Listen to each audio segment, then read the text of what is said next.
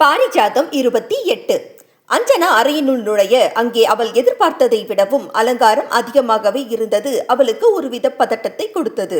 அஞ்சு, எதுவும் நினைக்காத, எதையும் காமிச்சிடாத என்று தன் முகத்தை அழுந்த துடைத்தவளுக்கு என்ன முயன்றும் மனதின் பதட்டம் குறையாமல் போக அஞ்சனாவின் மனதில் இனம் புரியா உணர்வுகளின் படையெடுப்பு.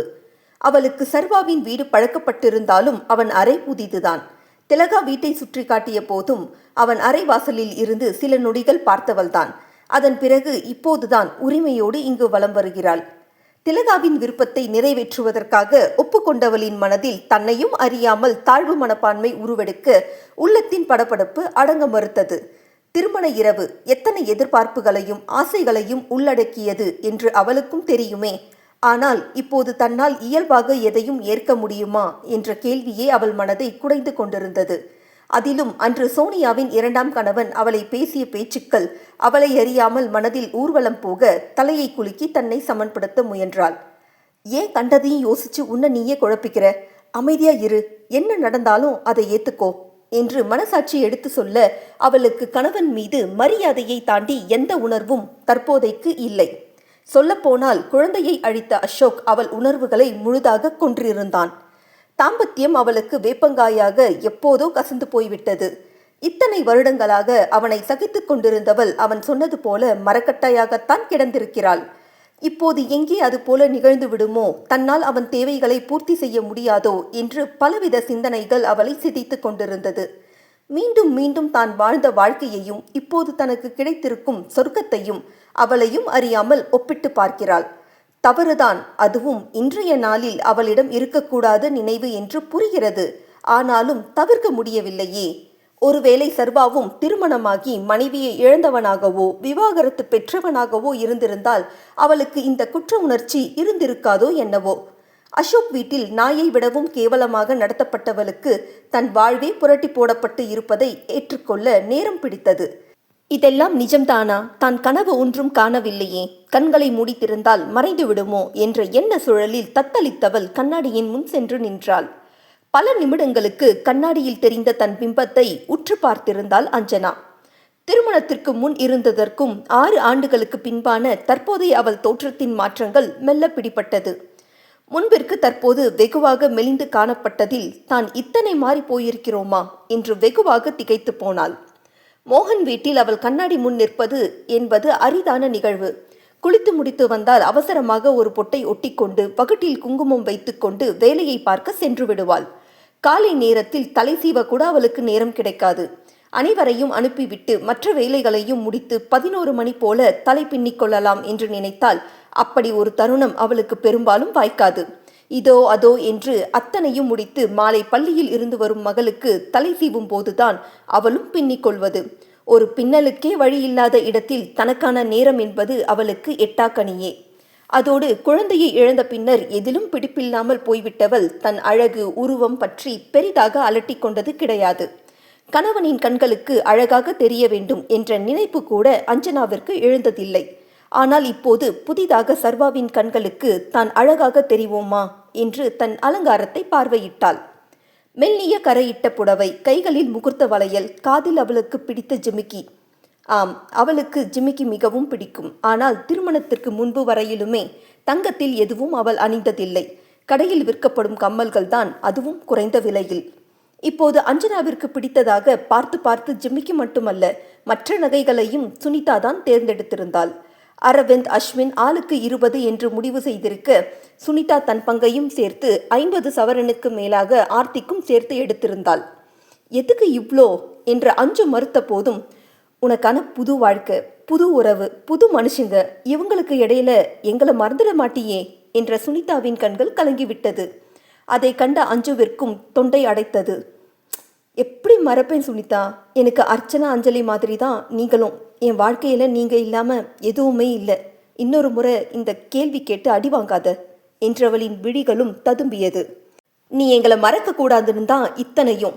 வீட்டில் இருக்கும்போதும் சரி, வெளியில் போகும்போதும் சரி, இதெல்லாம் எங்களை உனக்கு ஞாபகப்படுத்தும். படுத்தணும், எங்களை நீ மறந்துடக்கூடாதுன்னு தான் உன்னோடவே ஒட்டிக்க முடிவு பண்ணேன். எப்படி என் ஐடியா என்றவளின் சிரிப்பில் இணைந்திருந்தாள் அஞ்சனாவும். சுனிதா தேர்ந்தெடுத்திருந்த ஆரம், அட்டிகை, வளையல் என்று அவளுக்கே அவள் புதிதாக தெரிந்தாள். போதாததற்கு அலங்கரிக்கிறேன் என்ற பெயரில் தலைகொள்ளா மல்லிகையும் முகத்திற்கு லைட்டாக மேக்கப்பும் போட்டு விட்டிருந்தாள் சுபாஷினி. இதெல்லாம் பழக்கமே இல்லை, அதுவும் இந்த நேரத்தில் வேண்டாம் சுபா என்றவளை அதட்டி உருட்டி செய்திருந்தாள். அழகாகத்தான் இருந்தாள் அஞ்சனா. ஆனாலும் தன்னிடம் ஏதோ குறை இருப்பது போலவே தோன்ற மனம் நிலை கொள்ளாது தத்தளித்தது. அதற்கும் மேலாக எப்படி இன்றைய இரவை எதிர்கொள்ளப் போகிறோம்? தன்னால் சர்வாவிற்கு எந்த மனசுணக்கமும் இருக்கக்கூடாதே. அவர்கள் வாழ்வின் ஆரம்பமே கசப்பில் முடிந்துவிடக்கூடாது என்ற அச்சமே அவளை ஆட்டி படைத்தது. கழுத்தில் வழிந்த வேர்வையை துடைத்தபடி நெஞ்சம் படபடக்க கண்களை மூடி அமர்ந்தவளின் இமையோரம் கசிய, கடவுளே, முதல் நாளே எங்களுக்குள்ள எந்த மனக்கசப்பும் வந்துடக்கூடாது, எனக்கு தைரியத்தை கொடு என்று வேண்டிக் கொண்டிருந்த நேரம் சர்வா தன்னிடம் இருந்த சாவியை கொண்டு வீட்டை திறந்து நுழைந்திருந்தான். கேஸ் சம்பந்தமாக வெளியிடங்கள், கிரைம் ஸ்பாட் என்று செல்லும் நாட்களில் வீட்டுக்கு வெளியில் இருக்கும் குளியல் அறையில் குளித்துவிட்டு வருவது அவன் வாடிக்கை என்பதால் இப்போதும் கவியின் முகம் சிதைக்கப்பட்டு அடையாளம் தெரியாத வகையில் இருந்த சடலத்தை கைப்பற்றி அட்டாப்சிக்கு அனுப்பிவிட்டு வந்திருப்பதால் குளித்துவிட்டு உள்ளே சென்றான். திலகாவின் அறையில் விளக்கு எரிந்து கொண்டிருப்பதைக் கண்டு நேராக அங்கே செல்ல திலகாவும் சுபாவும் பேசிக்கொண்டிருந்தனர்.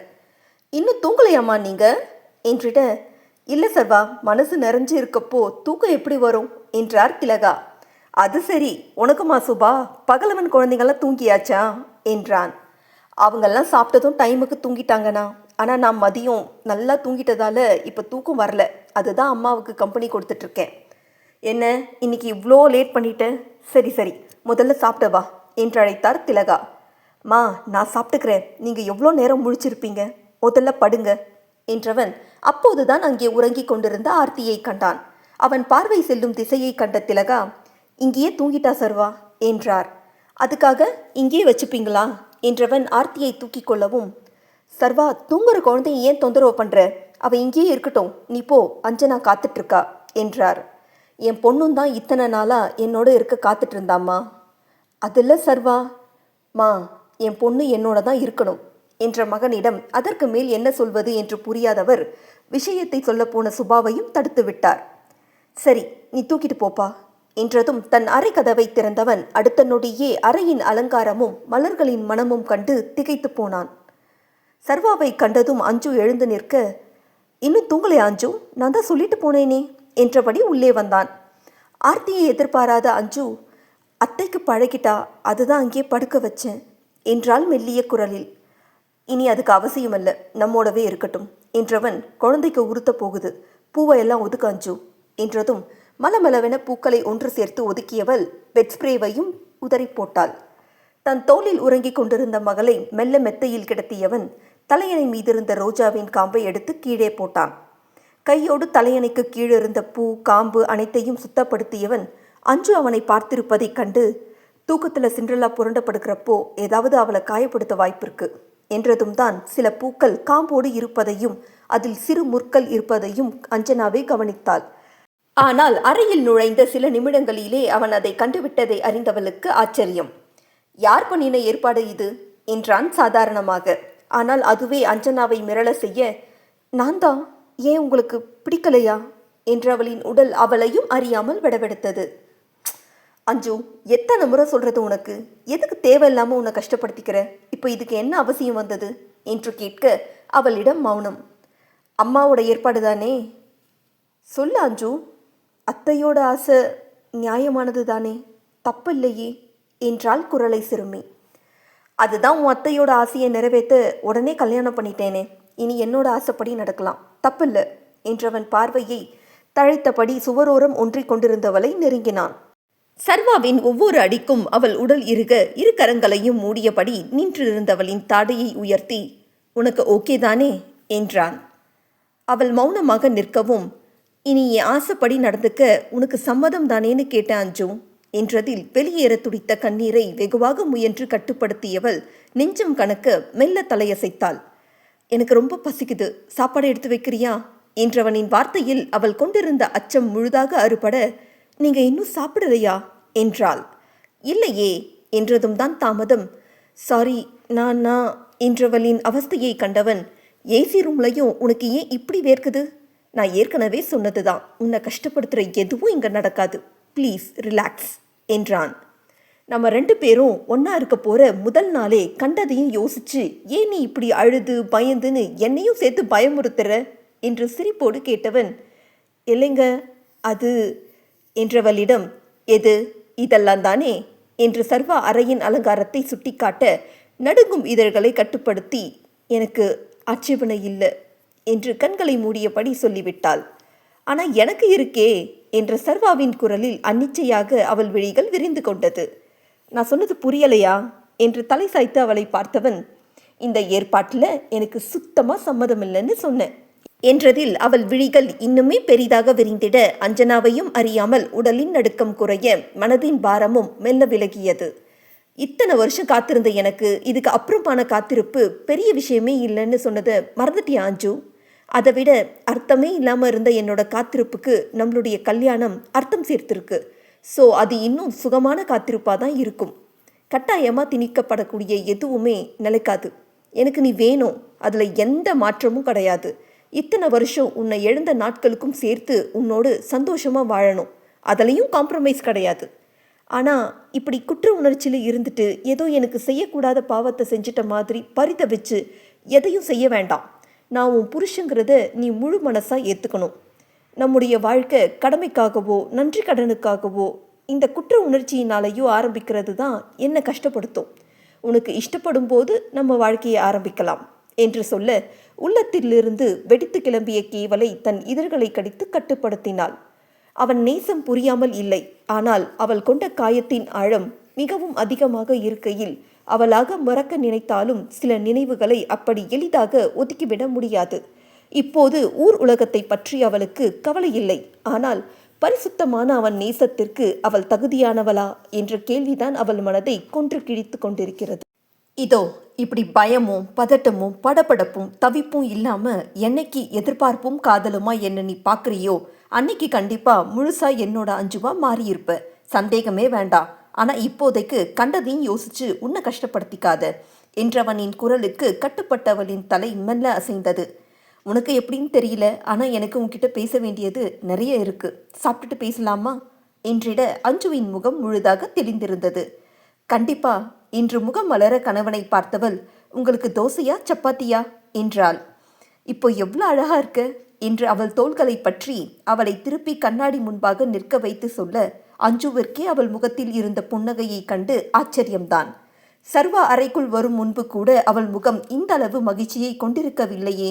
ஆனால் அவன் வந்த சில நிமிடங்களில் எப்படி நிகழ்ந்தது இந்த மாயம் என்று புரியாமல் தன்னை கண்ணாடியில் பார்த்திருந்தவளின் விழிகள் தன் பின்னே நின்றிருந்தவனை தான் தழுவியது. அஞ்சுவின் பார்வையை கண்டதும், எனக்கு இப்படி இருக்கிற அஞ்சுவை தான் பிடிச்சிருக்கு. நான் தினமும் ஆஃபீஸ் கிளம்பும் போதும் வீட்டுக்கு வரும்போதும் இந்த அஞ்சுவை பார்க்க தான் ஆசைப்படுறேன் என்றதில் வியப்போடு அஞ்சனா கணவனை பார்த்தாள். இப்போ சொல்லு, என்னோட ஆசையை நிறைவேற்றுவியா என்றிட அதை எதிர்பாராத அஞ்சுவின் கண்கள் சட்டென கலங்கிவிட்டது. நான் ஏதாவது தப்பாக கேட்டுட்டேனா? உன் அத்தையோட ஆசையை விட என்னோட ஆசை சுலபமானது தான். உன்னால் முடியும். உன் புருஷனுக்காக கொஞ்சம் கன்சிடர் பண்ணலாமே அஞ்சு என்றவனை துடிக்கும் இதழ்களுடன் பார்த்தவளுக்கு சுத்தமாக வார்த்தை வசப்படவில்லை. சர்வா அவள் கண்களை துடைக்க சட்டென கணவனை கட்டிக்கொண்டு அவன் நெஞ்சில் முகம் புதைத்தாள் அஞ்சனா. அவள் செய்கையில் சர்வா இனிதாக அதிர்ந்து நிற்க அஞ்சுவோ அவன் மார்பில் அழுத்தமாக முகத்தை புதைத்தபடி, நான் உங்களை பிடிச்சுக்கலாம் தானே என்றாள். நான் உன் புருஷன் அஞ்சு, இதுக்கெல்லாம் பெர்மிஷன் கேட்பியா? ஆனால் என்ன திடீர்னு எதையும் சொல்லிட்டு செய் என்றவனின் கரம் அவள் தலையை ஆதூரமாக வருடியது. எனக்கே தெரியல. ஆனா என்ன? இங்கே இப்படி இருக்கிறப்போ ரொம்ப பாதுகாப்பா பயம் இல்லாமல் இருக்குங்க என்றாள் அஞ்சனா. உனக்கே உனக்கான உன்னோட பிரத்யேகமான இடம் இது அஞ்சு. இங்கே அப்படி தான் இருக்கும். என்ன நீ வந்து சேரதான் இவ்வளோ காலமாகிடுச்சு என்றதில் அவள் அணைப்பு இன்னுமே இருக்க அஞ்சனாவின் விசும்பல் மெல்ல அடங்கியது. இனி கண்டதையும் யோசிக்க மாட்டேன். சரி, உங்களை பற்றி மட்டும்தான் யோசிப்பேன். சரி, உங்களுக்கு பிடிச்ச அஞ்சுவா இருப்பேன். சரி, உங்கள் ஆசையை நிறைவேற்றுவேன். சரி என்று அவள் முகத்தை நிமிர்த்தியவன், இப்போ சிரிக்கலாமே, ஸ்மைல் ப்ளீஸ் என்றிட புன்னகையோடு கணவனை பார்த்தவள், ரொம்ப நேரமாகிடுச்சு, நான் தோசை போடுறேன், நீங்கள் சீக்கிரம் வாங்க என்றவள் சமையலறைக்கு செல்ல சர்வா உடை மாற்றிக்கொண்டு வந்தான். அஞ்சு தோசை வார்க்க, நீ சாப்பிட்டியா என்றபடி சர்வா தட்டை எடுத்து வைத்தான். நீங்கள் ஏன் இதெல்லாம் செய்கிறீங்க? போய் உட்காருங்க, நான் எடுத்துகிட்டு வரேன். நான் கேட்ட கேள்விக்கு இன்னும் நீ பதில் சொல்லலை. என்ன கேட்டீங்க? சாப்பிட்டியா? இல்லைங்க. ஏன்? இல்லை, அப்பா அம்மாவோட சாயந்தரமே சாப்பிட்டுட்டேன், அதனால தான் பசிக்கலை. அது எப்படி பசிக்காமல் போகும்? உனக்கும் சேர்த்து தோசை போட்டுட்டு வா என்றவன் சட்னி சாம்பார் தண்ணீர் என்று எடுத்து செல்வதை கண்டவள், நீங்கள் ஏன் இதெல்லாம் செஞ்சிட்ருக்கீங்க, கொடுங்க என்கிட்ட என்றாள். ஏன், நான் செஞ்சா என்ன? அஞ்சு, உனக்கு என்னோட வேலையை பற்றி ஓரளவுக்கு தெரிஞ்சிருக்கும்னு நம்புகிறேன். மற்றவங்கள போல டான்னு 5 மணிக்கு இல்லை 6 மணிக்கு தினமும் வீட்டுக்கு வரக்கூடிய வேலையில் நான் கிடையாது. ஈவினிங்கில் சில நேரம் சீக்கிரம் வருவேன். ஆனால் எப்போதுமே அப்படி தான் இருக்கும்னு சொல்ல முடியாது. இன்றைக்கும் ஒரு முக்கியமான இன்வெஸ்டிகேஷன் இருந்ததால் அவசரமாக கிளம்ப வேண்டியதாக போச்சு. ஸோ நான் வீட்டில் இருக்கிற நேரமே கொஞ்சம்தான். அப்போவும் நீ கிச்சன், நான் ஹால் இல்லை ரூம்னு இருக்க முடியுமா? உனக்கு எப்படின்னு தெரியல, ஆனால் எனக்கு உன்னோட இருக்கிற ஒவ்வொரு நிமிஷமும் ப்ரெஷியஸ். தவறவே விட மாட்டேன். எனக்கும் தான், ஆனால் இதெல்லாம் யோசிக்கல. இனி கவனமாக இருக்கேங்க என்றவள் உணவை பரிமாற, என்ன எனக்கு மட்டும்தான் இருக்குது, உனக்கு ஏங்க என்றான். நான் பழம் சாப்பிட்டேன், நீங்கள் சாப்பிடுங்க என்றவளை தன் அருகே அமர்த்தியவன் அவள் முன் உணவை நீட்டினான். நிஜமாவே பசிக்கலைங்க. இருக்கட்டும், எனக்கு யாரையும் பார்க்க வச்சு சாப்பிட பிடிக்காது, எனக்காக வேண்டானா நானும் என்றவன் முடிக்கும் முன்னமே அவன் கையில் இருந்த உணவை வாங்கி கொண்டாள் அஞ்சனா. பசின்னு சொன்னீங்க, நீங்கள் முதல்ல சாப்பிடுங்க என்றிட, அந்த டேபிள் ட்ராவில் ஒரு டைரி இருக்கும் பாரு, எடுத்துட்டு வா என்றான். அஞ்சுவும் அவன் கேட்ட டைரியை எடுக்க போக அங்கே 3க்கும் மேற்பட்ட டைரிகள் இருந்தது. எந்த கலர் டைரிங்க? ப்ளூ கலர் என்றதும் கொண்டு வந்தவளிடம், இதில் 47வது பேஜில் வீடு கிரகப்பிரவேசத்துக்காக ஐயர் கொடுத்த லிஸ்ட் இருக்குது, உனக்கு எந்த டேட் செட் ஆகும்னு பார்த்து சொல்லு என்றான். நானா? என்ன கேட்டால் எப்படி? அத்தையை கேளுங்க. உன் அத்தை தான் உன்னோட டேட் கேட்டு உன் வசதிப்படி செய்ய சொன்னாங்க. நீ இந்த 3 டேட்டில் எது உனக்கு ஓகேன்னு பார்த்து சொல்லு, அதையே ஃபிக்ஸ் பண்ணிடலாம் என்றவன் மேலும் உணவு, பத்திரிகை, பூஜை பொருட்கள் என்று பேசிக்கொண்டே செல்ல தன்னை கலந்தாலோசித்து சர்வா முடிவெடுப்பது எல்லாம் அஞ்சனாவிற்கு புதிதாக இருந்தது. இது நாள் வரையில் மோகன் வீட்டில் அவர்கள் சொல்வதை கேட்டு நடக்கும் அடிமையாக மட்டுமே இருந்துவிட்டவளுக்கு நிச்சயம் இதெல்லாம் புதிதாக தெரிவதில் ஆச்சரியம் என்ன? இடையிடையே அவளுக்கும் ஊட்டியபடி சர்வா பேசிக்கொண்டிருப்பதை கண்டவள் மேலும் 2 தோசைகளை கொண்டு வந்து வைத்தாள். இரவு உணவை முடித்தவன், சொல்ல மறந்துட்டேனே அஞ்சு என்றான்.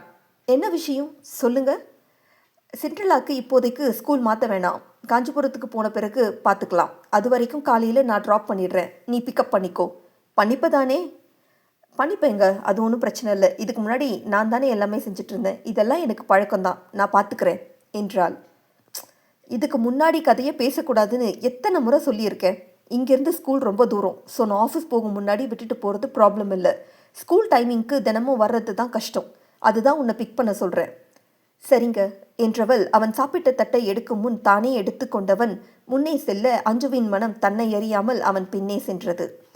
காஞ்சிபுரத்தில் ஸ்கூல் பக்கத்துலேயே பார்த்துருக்கேன். பகலவன் பையனையும் அதில் தான் சேர்க்க போகிறான். அதனால் சுபாவும் நீயும் நடந்தே போய் கூட்டிகிட்டு வந்துடலாம். நான் ஒன்று கேட்கலாமா? கேளுமா. உங்களுக்கு வேலை இங்கே தானே, ஆனால் அங்கன்னு சொல்கிறீங்க, எப்படி? உங்களுக்கு கஷ்டமாக இருக்காதா? அதெல்லாம் ஒன்றும் பிரச்சனையே இல்லை. ஏன்? ஏற்கனவே என்னை ட்ரான்ஸ்ஃபர் பண்ண சொல்லி கமிஷனருக்கு ப்ரெஷர் போயிட்டுருக்கு. அதோட இப்போ ஆலவந்தான் விஷயத்தில் என் மேலே லைட்டாக சந்தேகம் வந்திருக்கு. சந்தேகமா? உங்கள் மேலேயா? எதுக்கு? அசோக் மற்றவங்க மட்டும் இல்லை, ஆலவந்தான் கவியோடு இருக்கிற வீடியோஸ் லீக் பண்ணினதும் நான் தான் என்றதில் அதிர்ந்து போனாள் அஞ்சனா. நீங்களா? ஆமாம். ஏன் இப்படி பண்ணீங்க? ஏன் பண்ணக்கூடாது? இல்லை, அந்த மினிஸ்டரை அரெஸ்ட் பண்ண சொல்லி போராட்டம் போயிட்டுருக்கே, அதுவும் அவரெல்லாம் ஒரு காலத்தில் ரவுடியாக இருந்தவர், கொலை கேஸ் இருந்தும் மினிஸ்டர் ஆகியிருக்காருன்னு சொல்கிறாங்க. அவங்க கட்சி ஆட்சிக்கு வர்றது சந்தேகம்னு பேசுகிறாங்க.